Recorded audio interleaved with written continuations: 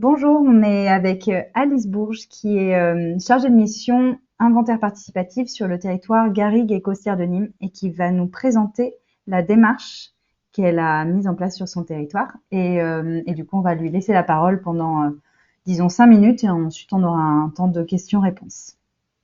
Moi, je suis chargée d'inventaire du patrimoine dans un PETR à côté, enfin autour de Nîmes. On est un territoire de 44 communes qui se divise en deux EPCI, donc Beaucaire Terre d'Argence et la communauté de communes et Nîmes Métropole. Donc, être chargé d'inventaire du patrimoine, qu'est-ce que c'est? Alors, c'est une mission, l'inventaire du patrimoine, qui a été initiée en 1964 par André Malraux, donc avec pour objectif de recenser, d'étudier et de faire connaître le patrimoine français de la cathédrale à la petite cuillère. Voilà, pour le contexte. En fait, après, il y a eu les lois de décentralisation en 2004 qui ont passé cette compétence aux régions. Et c'est à ce moment-là que cette mission d'inventaire du patrimoine, elle est devenue de plus en plus en lien avec les citoyens. D'où le fait qu'aujourd'hui, ça se développe beaucoup de faire de l'inventaire participatif comme on fait chez nous ici au PETR Garrigues et Costières de Nîmes. Moi, je suis arrivée en 2019 dans la structure, en septembre plus précisément, et on avait une volonté d'initier un, un recensement participatif du patrimoine, de le compléter par des recherches à la fois en archives, en bibliothèque, car ça c'est à la base ma formation, et ensuite de faire connaître le patrimoine par différents dispositifs de valorisation. Voilà. Le premier objectif, donc, c'était d'associer au maximum les acteurs locaux, que ce soit des élus, des particuliers, des associations, des passionnés, à la démarche d'inventaire. Le second objectif, c'était de regrouper des inventaires qui existaient déjà dans différents formats. Donc, il y avait plein d'inventaires du patrimoine qui étaient faits par différentes structures, à la fois au format manuscrit, des témoignages oraux enregistrés, des bases de données Excel, etc. Donc, on voulait les regrouper dans un même support et de préférence numérique. Euh, voilà. Et donc, avec tout ça, tous ces deux objectifs, on a fouillé les possibilités et on s'est orienté vers un inventaire participatif comme d'autres régions le font. Donc, c'est très répandu, notamment en Bretagne. Donc, quand on dit faire un recensement participatif du patrimoine, ça correspond à quoi? En fait, c'est le fait de pointer le patrimoine. Donc, à la fois, on va le géolocaliser avec un X, un Y tout simplement, le fait de le photographier. Donc, on va aller sur le terrain, on va pointer un moulin et on va dire c'est un moulin. Avant, il a des ailes et il ressemble à ça à peu près. Et en fait, on y associe une photographie. Ça, c'est du recensement participatif. En tout cas, c'est la manière dont on le fait, nous, à l'inventaire. Donc, comment est-ce qu'on en est venu à la démarche numérique? Euh, En fait, on avait d'abord envisagé un format papier pour ce recensement participatif du patrimoine et puis on est vite arrivé à des conclusions des choses qui posaient problème. D'abord, il y avait un manque de temps pour traiter les données parce que traiter des données manuscrites, c'est très compliqué. Il fallait envoyer par courrier, recevoir par courrier. Voilà, c'est compliqué. On avait le problème des doublons, on avait un manque de précision au niveau des géolocalisations qui allait vraiment poser problème. Le souci d'associer les photos aux fiches manuscrites. Donc là, il fallait absolument avoir une référence de fiche avec les photos associées. Et surtout, le principal problème qu'on voyait, c'était le manque de collaboratif dans les fiches manuscrites.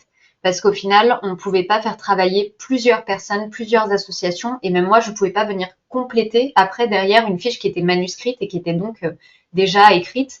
Et ça posait vraiment problème parce que c'était le cœur de ce qu'on voulait faire du collectif, du collaboratif. Voilà. Donc on s'est vraiment orienté assez rapidement. Donc moi je suis arrivée en septembre et on s'est orienté vers le numérique en octobre ou novembre. Donc ça a été quand même une décision assez rapide. Et en fouillant sur Internet, on est tombé sur un site libre qui permettait de personnaliser un formulaire associé à une cartographie qui s'appelle GoGoCarto. Donc on est parti avec ça et on a personnalisé cet outil numérique qui est vraiment offre des possibilités vraiment pas mal. Après, il a des soucis, mais nous, on en est relativement content quand même. Voilà. Que dire de plus? Donc en fait, l'usage du numérique, ça nous permet des choses, je pense, que le papier ou même l'oral ne nous permet pas. D'abord, ça nous permet d'interroger les données qui sont saisies, de géolocaliser les points sur une cartographie informatique, de réutiliser les données par des téléchargements, des sauvegardes, etc., même de les partager avec le plus grand nombre. Et surtout, ça nous permet ce travail collaboratif sur des mêmes points, donc de faire évoluer les éléments et les connaissances sur le patrimoine avec un versionning qu'on n'avait pas en format papier ou en tout cas qui nous semblait être plus compliqué. Voilà. Tu m'interrogeais, Laurie, sur la démarche numérique, donc comment est-ce qu'on avait mis tout ça en place. Donc d'abord, on a identifié le public, comme dans toutes les démarches de projet, j'imagine. Ensuite, on a défini vraiment l'objet du recensement. Donc, qu'est-ce qu'on va recenser? Est-ce que c'est le patrimoine bâti? Est-ce que c'est le patrimoine naturel? Donc là, nous, on est plutôt axé sur le patrimoine bâti. On a ouvert au naturel et à l'immatériel, mais le principal étant le bâti. Ensuite, on a personnalisé l'outil Google Carto, qui a demandé beaucoup de temps de travail de ma part, parce que c'est un outil, voilà, il est livré de base et après, il y a tout à personnaliser. On a créé des outils complémentaires, donc des fiches terrain, etc., etc., qui étaient conformes avec le formulaire de Google Carto, donc pour que ça coïncide bien. Et ensuite, on a formé les partenaires, donc notre public, à cet outil. On a fait ça en deux sessions collectives. Et après, bien sûr, on continue d'animer cette démarche depuis qu'elle existe, donc depuis janvier 2020. Et quand je dis animer, vraiment, on est présent auprès des acteurs, on se déplace sur le terrain, on fait le recensement avec eux, on fait le support téléphonique quand ils ont des problèmes pour saisir dans l'outil. Voilà, donc je pense que c'est surtout ça qui fait que la démarche fonctionne et que ça plaît aux partenaires.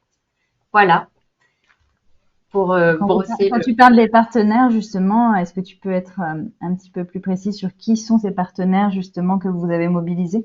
Quelles sont les Oui. communautés sur lesquelles vous vous appuyez pour construire cet inventaire? Alors, Alors principalement à l'origine, c'était les associations, parce qu'on est un territoire sur ces 44 communes, il y a une trentaine d'associations du patrimoine. Donc c'est des particuliers passionnés hein, qui s'intéressent pour certaines aux capitelles, pour d'autres aux églises, et donc qui s'amusent dans leur temps libre à recenser le patrimoine et à et c'est surtout sur eux qu'on s'est appuyé. Mais après, on a vraiment ouvert à l'ensemble des publics, donc par le bouche à oreille, des particuliers qui sont pas dans des associations nous contactent et nous proposent de participer dans leur commune. Donc on a plusieurs communes comme ça où c'est un particulier de la commune qui aime beaucoup son village, qui recense dans la carte le patrimoine de sa commune. Et après, on a aussi tous les élus locaux dans les mairies, les élus avec une délégation culture et patrimoine ou ce genre de choses qui sont acteurs aussi de la carte. Soit ils saisissent directement, soit ils nous trouvent des personnes qui peuvent le faire ou ils nous orientent. Ça a vraiment marché comme ça. Euh, on a fait une réunion publique en 2019 euh, pour, euh, pour parler de la démarche et montrer ce que ça allait donner et ce qu'on voulait faire. Et en fait, à la base, on avait allez, 5-6 personnes qui voulaient bien participer. Et maintenant, on a 70 personnes qui renseignent la carte. Donc c'est vraiment le réseau qui a joué, je pense, et le bouche à oreille. Et à qui appartient d'ailleurs la propriété des données qui sont collectées? Est-ce que tout le monde peut utiliser ces cartes, les outils produits collectivement, ou est-ce qu'il y a un usage qui est Oui, réservé, alors voire un modèle économique? ouais, complètement. Ça, c'était une des difficultés qu'on avait pointées, c'est que moi, je ne suis pas juriste ni avocate, et j'avoue qu'au niveau des droits des données, ça a été vraiment une grosse difficulté pour nous parce que on se rend compte qu'il y a du participatif, mais il y a aussi toutes les notions des RGPD, de à qui appartiennent les données, etc. Donc, comme c'est un outil libre, on a prévenu les participants que leurs données étaient mises en ligne. Nous, on a géré ça avec un crédit. À chaque notice est associé un crédit de la personne qui renseigne la fiche. S'il y a plusieurs personnes qui la renseignent, on additionne les crédits. Donc, il peut y avoir le crédit association connaissance du patrimoine du mensuel, le mien, et tous les crédits s'additionnent. Et après, normalement, on permet aux associations de récupérer les données et de les réutiliser, mais à condition qu'elles mentionnent les crédits des personnes qui ont rédigé la fiche. Voilà. Nous, on l'a géré comme ça. Après, on se rend compte que ça a ses limites et on a réfléchi à une charte de participation, voilà, avec un langage plus juridique, parce que jusque-là, c'est une inscription totalement libre et gratuite avec une adresse mail, un mot de passe. Mais c'est vrai que le problème d'une charte d'utilisation pour renseigner, c'est une vraie question. Ouais. Et tu parlais de connaissance puis valorisation effectivement de ce patrimoine. De quelle manière justement c'est valorisé? Alors en fait, je vous ai pris des dépliants pour vous montrer. Oh. Voilà. En fait, quand une commune a terminé son recensement du patrimoine, on fait je sais pas si vous voyez bien. Oui, on C'est voit un très bien, ouais. On fait un dépliant, on utilise donc on sélectionne avec la commune et avec l'association tous les partenaires de la commune en question. On sélectionne les points principaux de patrimoine et on en fait un parcours papier qu'on leur fournit imprimé et on fait ça pour les journées du patrimoine. On les sort aux journées du patrimoine, on en sort 3 par an. On en a encore 3 en construction pour cette année, mais on trouve que c'est qu'un dépliant, mais c'est une belle valorisation des résultats quand même, et ça leur permet d'avoir un rendu sur un autre support que le support numérique, parce que la cartographie, elle est accessible en ligne à tout le monde. Les associations et les mairies peuvent la repartager sur leur propre site à partir d'un iframe, voilà. Donc ça, c'est possible, mais après, c'est vrai que c'est agréable aussi d'avoir des parcours au format papier aussi pour les communes. Tu m'avais pas parlé justement d'un jeu d'essai de famille ou quelque chose. Si.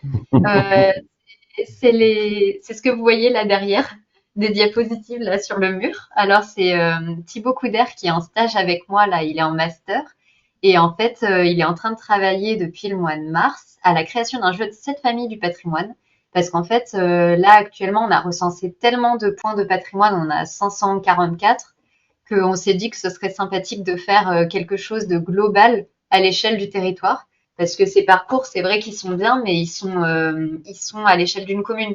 Et nous, on travaille vraiment à l'échelle du territoire de 44 communes, donc on voulait quelque chose de collectif. Et du coup, en fait, on a fait des réunions multiples avec les acteurs et tous les participants pour choisir ces éléments de patrimoine qui allaient être dans le jeu de cette famille. Donc on a réussi finalement à obtenir 42 éléments dans 7 familles diverses et le jeu devrait sortir à Noël.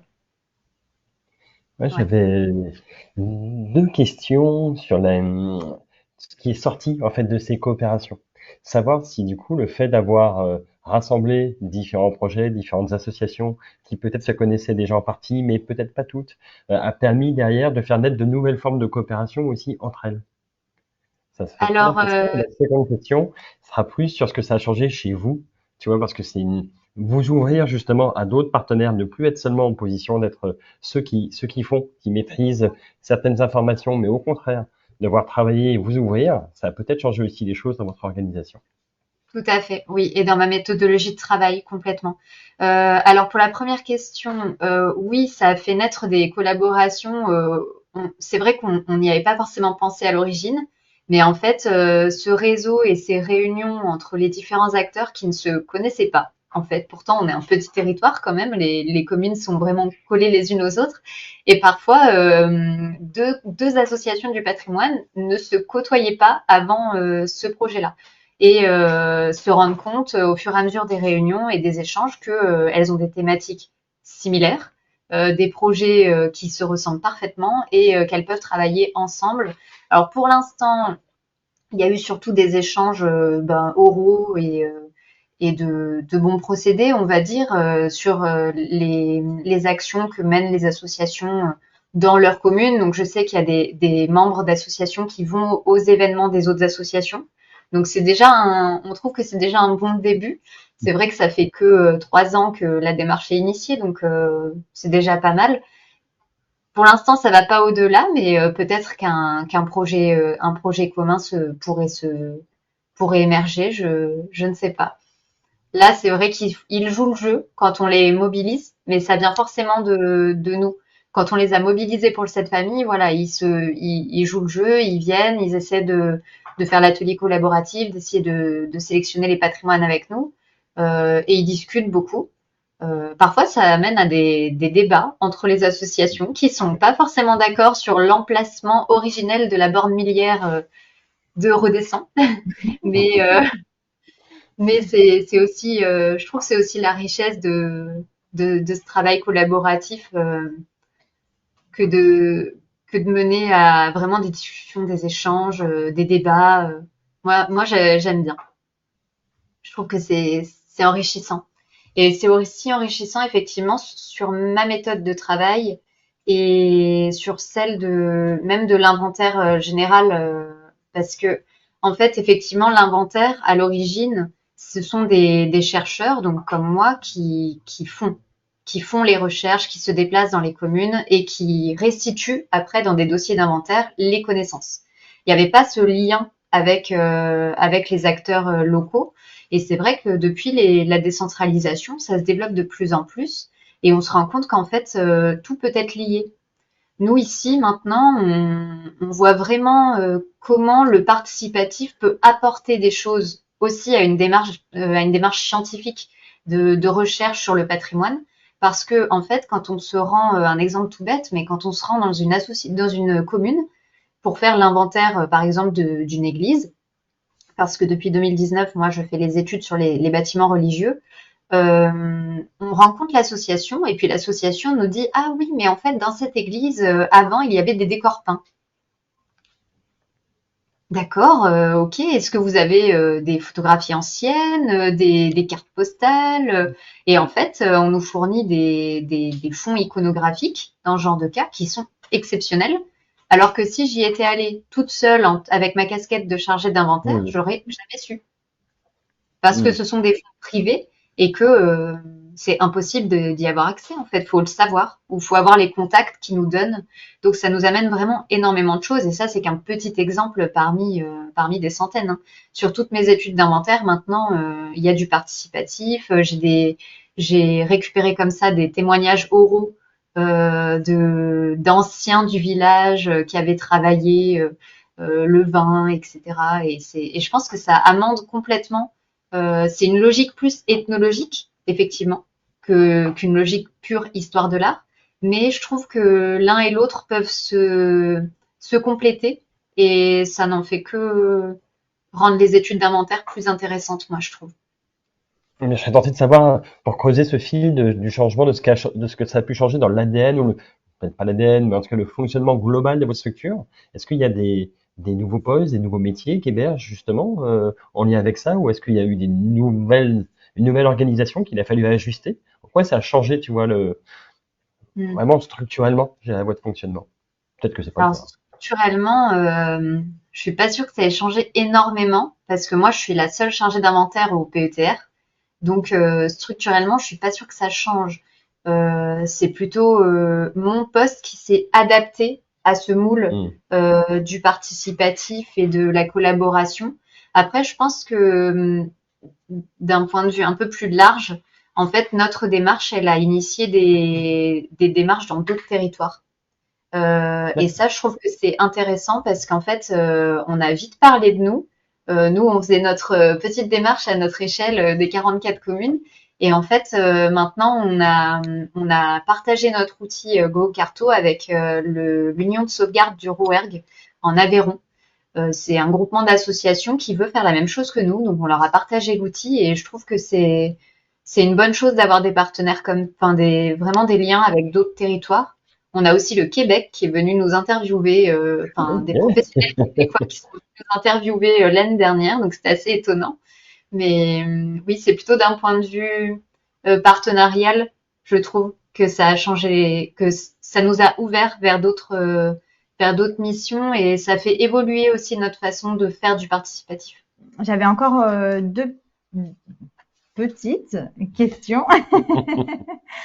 Une première sur, donc tu nous parlais en fait du fait que vous étiez, voilà, vous avez commencé petit, il y avait 5-6 personnes et ensuite ça s'était élargi et maintenant vous avez un panel d'à peu près 70 personnes. Vous aviez au départ ciblé et puis voilà, il y avait eu cette enfin, comment dire, au-delà de l'élargissement, enfin, monter Ce en changement puissance, en d'échelle, quoi. fait, un changement d'échelle, de monter en puissance. Et je me posais la question de en quoi le numérique, au-delà de la dimension participative, mais le numérique dans sa dimension participative, avait pu contribuer à ce changement d'échelle, en quoi ça avait été un levier de ce changement d'échelle et puis euh, comment ça contribue à élargir et à faire aussi passer à l'action des gens. Est-ce que Alors, et puis je dirais aussi peut-être en lien avec des relations informelles, comment le numérique va s'articuler aussi avec l'informel pour pouvoir donner envie aux gens de s'y de mettre. se mobiliser, en fait, de s'engager. Effectivement, comment ça Ouais. favorise l'engagement. Je vois ce que tu veux dire. Alors au début, effectivement, on a essayé d'utiliser vraiment le numérique pour créer ce réseau. Donc à la fois par des mailings, des newsletters, des communications sur Facebook, etc.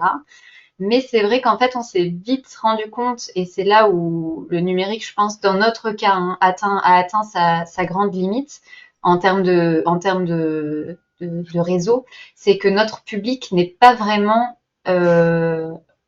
très numérique déjà à l'origine, parce qu'on a un public qui est très âgé, qui n'est pas très utilisateur de l'ordinateur.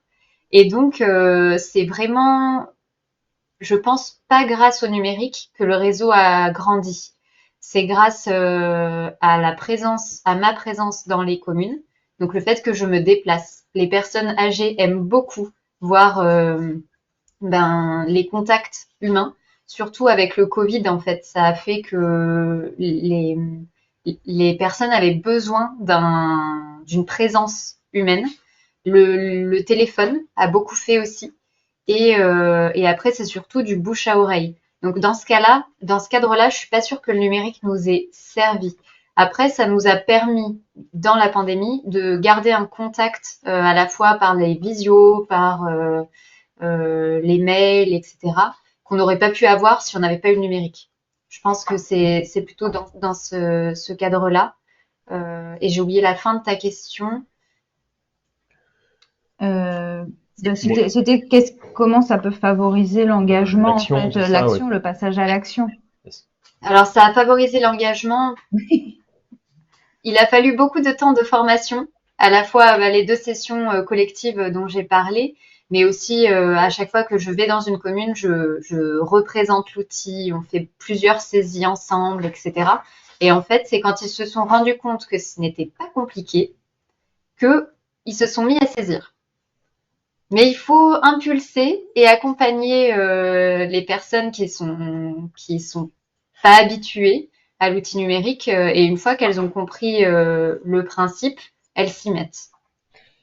Est-ce que à ce niveau-là d'ailleurs, donc c'est pas vous qui faites la saisie, parce que ça aurait pu être une autre organisation, de dire finalement vous relevez des coordonnées et puis nous on les Oui, mettra en ligne. Donc là c'est bien resté confié aux différents partenaires, mais peut-être qu'il y a eu des rôles aussi enfin bon, tu vas pouvoir oui, peut-être préciser, j'ai l'impression que c'est pas tout à fait ça, et que peut-être au sein de ces organisations il y a aussi eu des rôles entre des personnes qui étaient peut-être plus familières que tout d'autres à fait. pour aider quoi.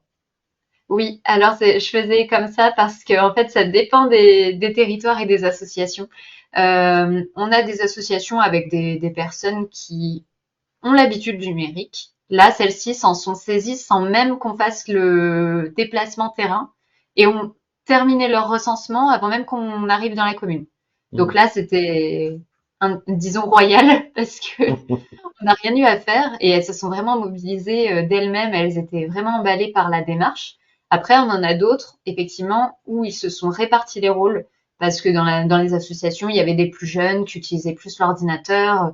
Donc, il y en a d'autres qui préféraient faire le repérage terrain. Donc, ils avaient leur petite fiche terrain, ils faisaient les annotations. D'autres qui prenaient les photos. Et ensuite, le troisième qui regroupait tout ça dans l'outil. Et ensuite, on a des communes avec des associations où personne n'utilise l'ordinateur. Voilà. Et là, c'est plus compliqué. Soit on a réussi vraiment par les formations à leur montrer que c'était faisable. Ça a été le cas de la majorité quand même, parce que l'outil est très simple d'utilisation. Hein. Ça s'utilise comme un formulaire Google. C'est assez facile à utiliser.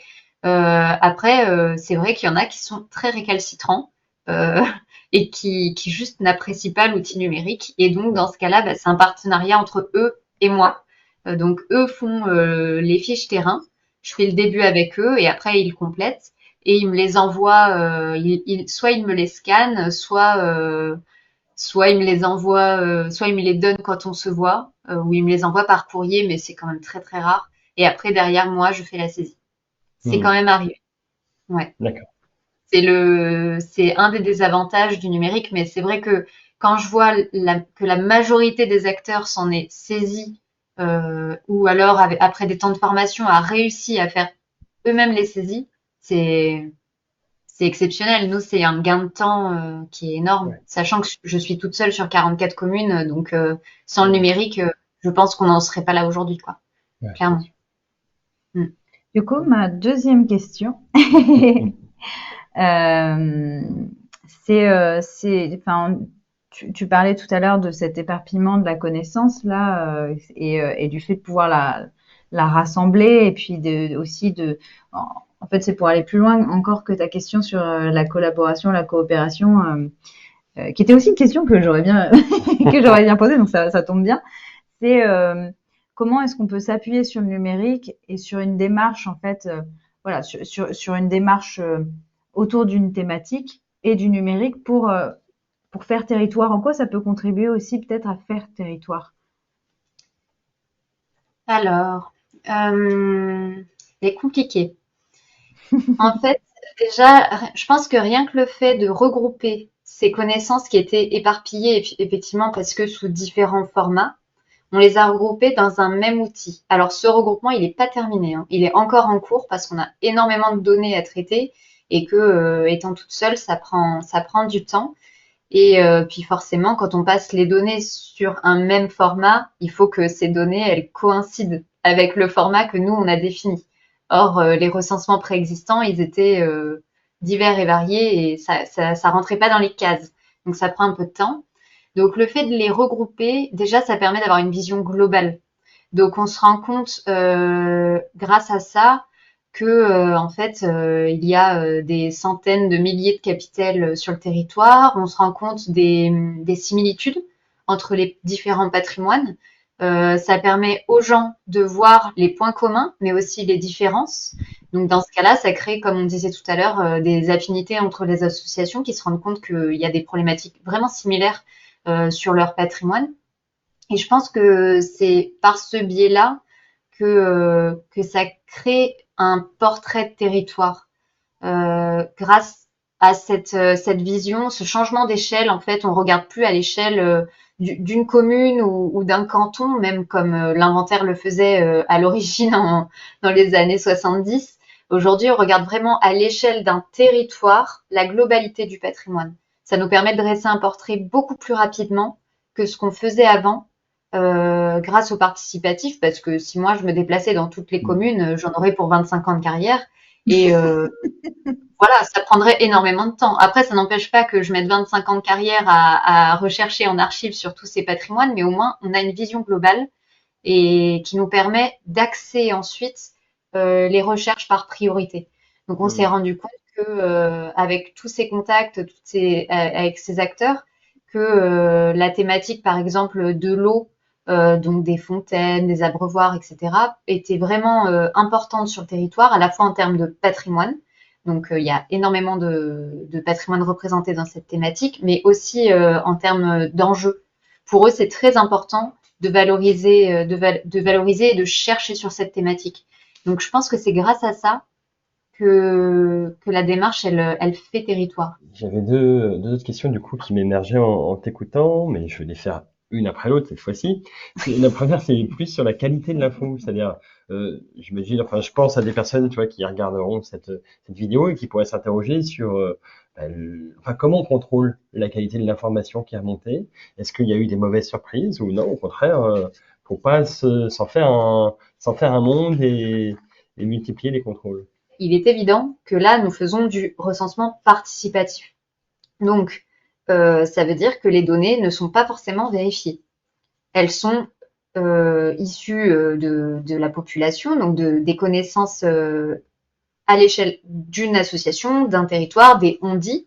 Et c'est vrai que parfois, c'est vrai, parfois, ça ne l'est pas. Donc, on s'en rend compte au fur et à mesure de la validation. Moi, j'ai pas le temps de valider scientifiquement tous les points. Donc, ces 544 ou 550 points qui ont été saisis, ils sont pas forcément tous vérifiés. Par contre, derrière, mon travail, c'est d'aller compléter et amender ces fiches, les corriger en fonction de s'il y a des choses à corriger, euh, au fur et à mesure. Je le fais en général quand je fais des dépliantes découvertes avec l'aide des stagiaires qu'on recrute ici. On va en archive et on essaie de valider le plus de données possible et donc de ne marquer que des choses, en tout cas vérifiées, dans les dépliants. Après, on le fait aussi par les études thématiques. Parce que moi, la deuxième partie de mon travail, comme je le disais au début, c'est de faire des recherches sur le patrimoine. Donc moi, depuis 2019, et ça touche bientôt à sa fin, je travaille sur le patrimoine religieux, donc les églises et les temples. Et là, c'est vraiment un travail de chercheur en histoire de l'art, en histoire, qui se joue. Donc je fais des recherches en archives, et là, c'est des données qui sont vérifiées. Donc forcément, parfois, ça ne coïncide pas avec le participatif, c'est sûr. Mais après, de manière globale, on arrive toujours à raccrocher les wagons et à comprendre pourquoi une association ou un particulier avait pensé ça. Ouais, il existe aussi enfin des projets sur lesquels tu prévois finalement le contrôle aussi de façon participative. C'est-à-dire à la fois parce que d'autres personnes peuvent venir confirmer la donnée, c'est-à-dire tiens, un petit plus un petit plus qui Mm. valide le fait que l'info, je suis d'accord avec elle, ou au contraire, qui amène à pouvoir, comme on pourrait imaginer une modération dans un fil de discussion, tu sais, qui puisse, enfin, permettre aux utilisateurs de réagir pour dire, ben voilà, cette info-là, j'attire l'attention sur le fait que, elle me semble, voilà, parce que ça fait, Erroné ou... oui, Ouais. Alors et ça, je on trouve, l'avait activé, l'option. ouais. Dans Go Carto, on peut faire de la modération collaborative comme ça des fiches. Et finalement, personne ne le faisait. Ok, d'accord, Donc, ok. comme les acteurs ne s'en saisissaient pas du tout, on a fini par la désactiver et c'est moi qui modère les fiches. Alors, relativement, quand je modère une fiche, je vérifie juste qu'il y a bien la photo, la localisation, voilà, que ça correspond Mm. à ce qu'on attend de la fiche et qu'elle est complète. Et après, je la valide. Là, ça reste à l'échelle participative. Et après, il y a une deuxième validation du coup, je mets des petites icônes fiches validées scientifiquement à côté. D'accord. Ça permet de faire la distinction entre ce qui est validé et ce qui l'est pas. Voilà. Mais la modération collaborative, nous on trouvait ça super au début et finalement en fait, les acteurs s'en sont pas saisis et ils préfèrent m'appeler ou m'envoyer un mail pour me dire là il y a un souci sur cette fiche, ce qui prend quand même pas mal de temps, que d'utiliser cette option. Parfois, les notions qui sont renseignées, il s'agit d'erreurs. On arrive souvent à trouver des points communs entre les deux et même à expliquer pourquoi des connaissances locales existent, en fait. C'est souvent de la déformation au fur et à mesure des générations, hein. Ça part pas de rien. C'est vraiment, et puis nous, on est là aussi pour leur apporter des compléments. C'est aussi tout l'intérêt de la mission, c'est que les connaissances évoluent et que eux ensuite ils arrivent à les valoriser par leurs visites, leur atelier pédagogique, etc. auprès des scolaires et à dire bah en fait on a appris des choses sur cette fontaine. On savait qu'elle était du 19e siècle, mais en fait là on connaît le nom de l'architecte et on sait la date d'inauguration. Donc dans ce cas-là, ça se complète bien et généralement ces connaissances sont plutôt bien accueillies. En quoi une démarche comme ça qui allie en fait recherche numérique, patrimoine, culture, etc., peut contribuer en fait au développement local. Alors en fait, je pense que ça y contribue parce que on a vraiment pris la mission sous le prisme de l'animation territoriale. En fait, c'est le territoire, les élus du PETR et à la fois les associations, etc., qui, qui définissent la mission au fur et à mesure. C'est pas, ça vient pas. Nous, on est conventionné évidemment avec la région Occitanie, mais la mission n'est pas définie de A à Z par la région Occitanie. On s'adapte vraiment aux souhaits du territoire et aux demandes particulières des acteurs. Euh, on a d'abord travaillé sur la thématique du patrimoine religieux. Il y a un pourquoi. Parce qu'en fait, le territoire, il y avait beaucoup d'édifices religieux qui avaient des besoins de restauration et où on avait peu de connaissances. Donc, on s'est adapté et on a pris cette thématique. Ça convenait à la région, c'était parfait, mais ça convenait aussi au territoire parce qu'il y avait ces projets de restauration et qu'il fallait apporter de la connaissance pour restaurer le patrimoine de manière cohérente avec son histoire.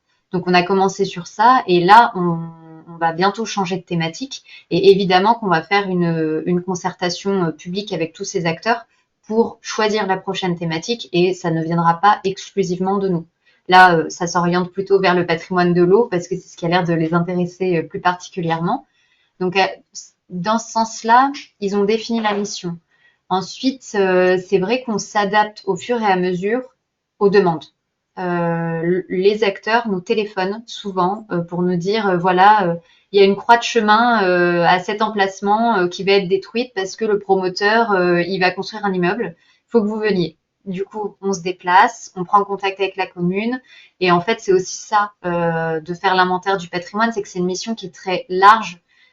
Qu'on fasse du participatif ou pas d'ailleurs, dans toutes les régions, c'est une mission qui est très variée et on est appelé pour des soucis de destruction, de, de dégradation de décors dans des églises ou autres. Et là, on est là pour faire contact avec les différents services du ministère de la Culture, avec la DRAC, etc. Donc, je pense que dans ce sens-là, on est utile au territoire parce que c'est vrai qu'en tant qu'institution, nous, on a ces contacts privilégiés et en tout cas plus facilités avec les différents acteurs et les différents services. Ouais.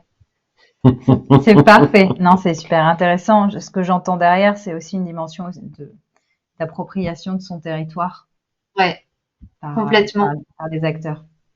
Ouais. Au final, on se rend compte qu'avec cette démarche participative, je ne sais pas si c'est le numérique qui a fait que ça a pris ou pas, sans doute que ça a énormément aidé au développement, mais les acteurs se sont vraiment saisis de la mission d'inventaire et comparé à d'autres territoires où la mission d'inventaire, elle met beaucoup de temps à s'intégrer dans le territoire où elle est.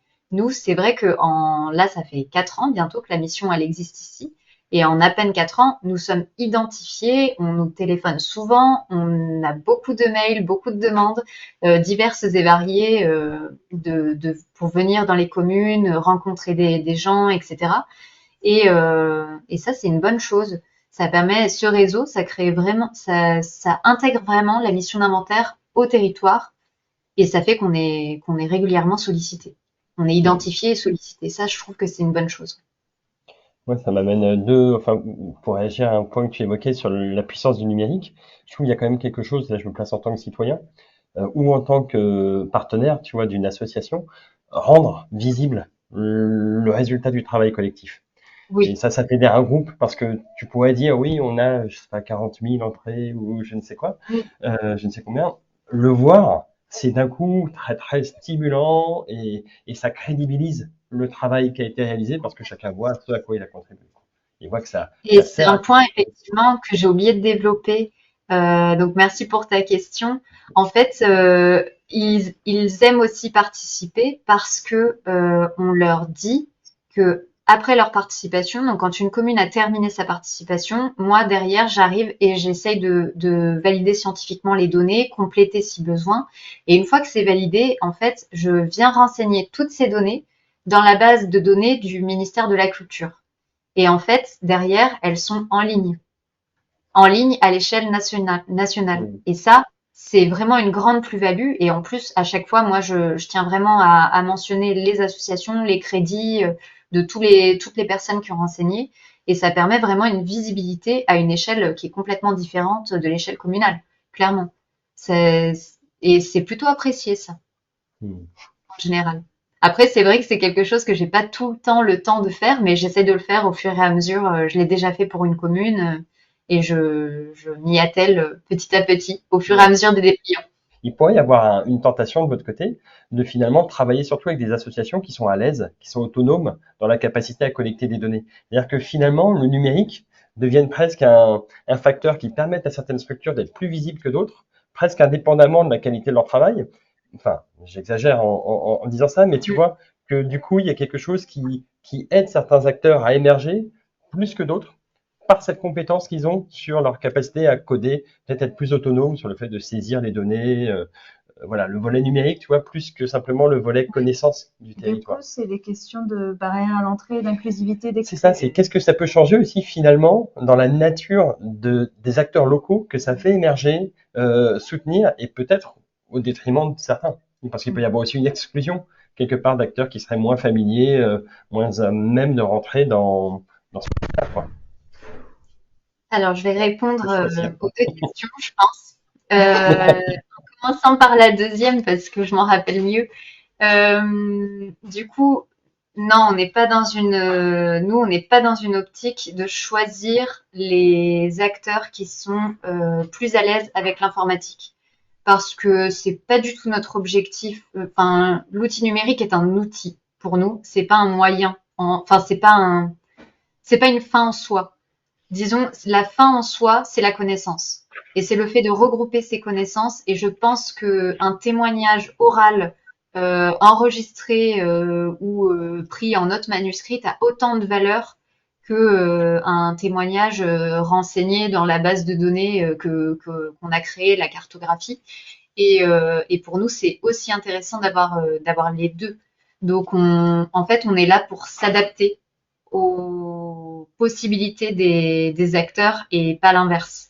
C'est pas, enfin, on essaye de les faire rentrer dans ce format informatique, numérique, avec le formulaire, la cartographie, etc. On essaie de les former, de les accompagner du mieux qu'on peut. Nous, on va s'adapter et c'est pas grave. On fait des entretiens particuliers oraux et après, moi, je retranscris et je saisis. Donc, c'est pas, voilà, c'est pas une finalité.